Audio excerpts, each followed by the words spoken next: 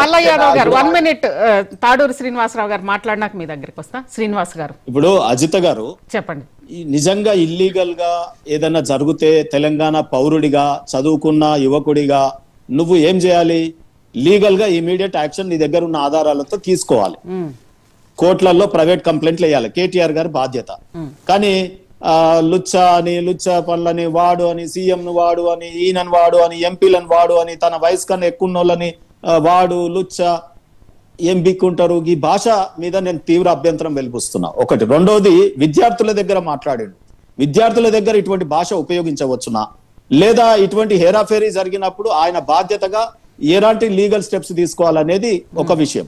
రెండోది, ఆంధ్ర తెలంగాణల విషయంలో వీరిచ్చిన కాంట్రాక్ట్లన్నీ లెక్కదిద్దాం. ఈ రోజు వరకు 7-8 లక్షల కోట్ల రూపాయల బడ్జెట్ ని అనేక కాంట్రాక్ట్లు ఇచ్చారు కదా, వారన్నీ ఎవరికి ఇచ్చిరో లిస్ట్ దిద్దాం. మరి ఆంధ్ర వాళ్ళకే ఇచ్చినట్టు అయితే నువ్వు ముక్కుకు నేలకు రాస్తావా? తెలంగాణ ఉద్యమం తెచ్చుకుందేందుకు కాంట్రాక్టర్లని ఉత్పత్తి చేస్తాం, తయారు చేస్తాం. సి గ్రేడ్ ఉంటే ఏ, బి గ్రేడ్ ఉంటే ఏ గ్రేడ్ కాంట్రాక్టర్లు, క్లాస్ 1 కాంట్రాక్టర్లని మనం తయారు చేయాలి అన్నారు. ఎక్కడన్నా చేసిరా? సినిమా ఫీల్డ్ లో చేసిరా? అవన్నీ కూడా మన హీరోలు తయారు కావాలన్నావు. సో ఆ చేసిరా? ఒకవైపు ఏమో అక్కడ తిండిని ఎక్కిరిచ్చినావు. పేడ బిర్యానీ సరే, నువ్వు తిన్నది ఎక్కడ? రోజా ఇంట్లో రొయ్యల కూర తింటివి. మీరు గోపాలకృష్ణారెడ్డి గారితో అమరావతి ఓపెనింగ్ పోయినప్పుడు పక్కకు పిలుచుకొని మాట్లాడతారు, చర్చలు చేస్తారు. ఇవాళ మళ్ళీ జగన్మోహన్ రెడ్డి గారిని ఇంటికి పిలిపించి నీ బిర్యానీ టేస్ట్ చూపిస్తావు, ఆయన బిర్యానీ ఏం టిఫిన్లు తెచ్చిండో తింటారు. రెండోది, మరి అమరావతికి పోయినప్పుడు నువ్వేం తిండి తిన్నామో తెలియదు. మరి అదే రకంగా యాదగిరిగుట్ట కట్టిన కాంట్రాక్టర్ ఎవరు? కాళేశ్వరం కట్టిన కాంట్రాక్టర్లు ఎవరు? ఇవన్నీ కూడా మనం లెక్క తీద్దామంటే తీద్దాం. ఇంత ఎందుకు అజిత గారు? మాకు చాలా బాధేసింది. తెలంగాణలో సాయన్న లాంటి ఒక ఎస్సీ బిడ్డ, తెలంగాణ బిడ్డలు చచ్చిపోతేనేమో అధికారిక లాంఛనాలతో చేయడానికి నీకు చేతులు రాలేదు. కానీ ఆంధ్ర ప్రాంతానికి చెందిన వారు చనిపోయినప్పుడు ముందే ప్రకటించినావు కదా, గవర్నమెంట్ లాంఛనాలతో చేస్తామని చెప్పి. ఎన్ని సావుల కాడ కూడా నువ్వు వ్యత్యాసం నేను చెయ్యొద్దంటలేను అజిత గారు, ఇక్కడ నేను చెయ్యొద్దంటలేను. మేమేంటంటే తెలంగాణ భౌగోళికంగా విడిపోయింది, మానవ సంబంధాలు కలిసే ఉండాలని కోరుకునే వాళ్ళం మేము. నువ్వు చేసినటువంటి వ్యవహారాన్ని మళ్ళీ ఎందుకు రెచ్చగొడుతున్నావు అంటే, పవర్ లో లేకపోతే నీకు తెలంగాణ గుర్తొస్తుంది, పవర్ లో టీఆర్ఎస్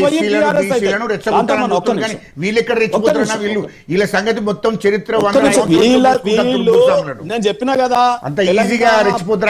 తెలంగాణ ప్రజలు వెలివేసిరు. నేనేమంటున్నా అంటే, ఇక్కడ రాజకీయంగా వెలివేసినాడు వీళ్ళది.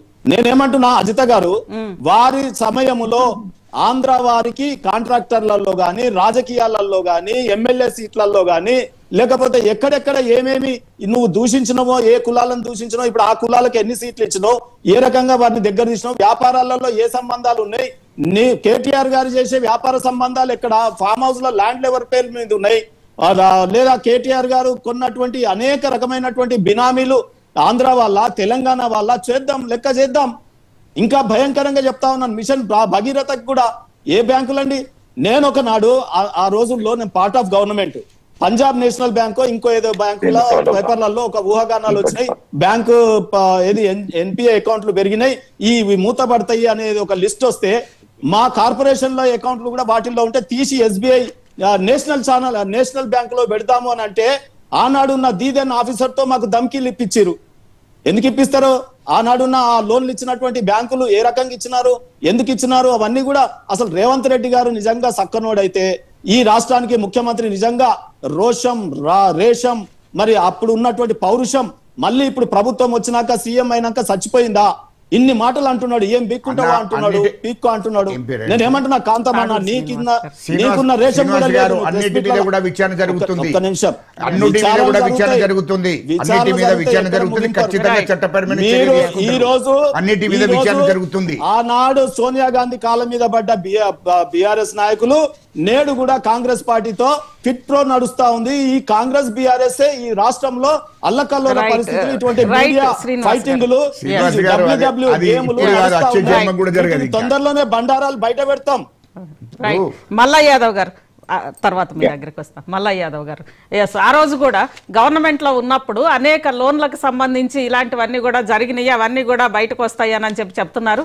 ముఖ్యంగా కాంట్రాక్టులకు సంబంధించి దాదాపు 4 నుంచి 5 లక్షల కోట్ల కాంట్రాక్టులు ఎవరికి ఇచ్చావని సీఎం రమేష్ గారు అడిగితే ఇప్పుడు శ్రీనివాస్ గారు 7 లక్షల కోట్ల వరకు కూడా కాంట్రాక్టులు వెళ్ళినాయి, మొత్తం లిస్టు తీద్దాం అంటున్నారు.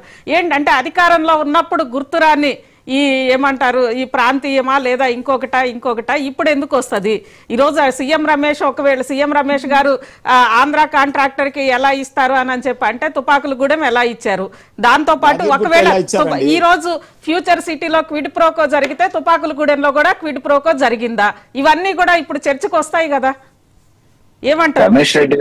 రమేష్ గారికి రేవంత్ రెడ్డి గారికి కాంట్రాక్ట్ల గురించి ఈ రోజు గుర్తొస్తే ఎట్లా? ఆ రోజు ప్రతిపక్షంలో ఉన్నారు కదా, డెఫినెట్ గా ఛాలెంజ్ చేయొచ్చు కదా. ఆ రోజు న్యాయస్థానాలు ఉన్నాయి, కాంట్రాక్ట్లలో ఏమన్నా అవకతవకలు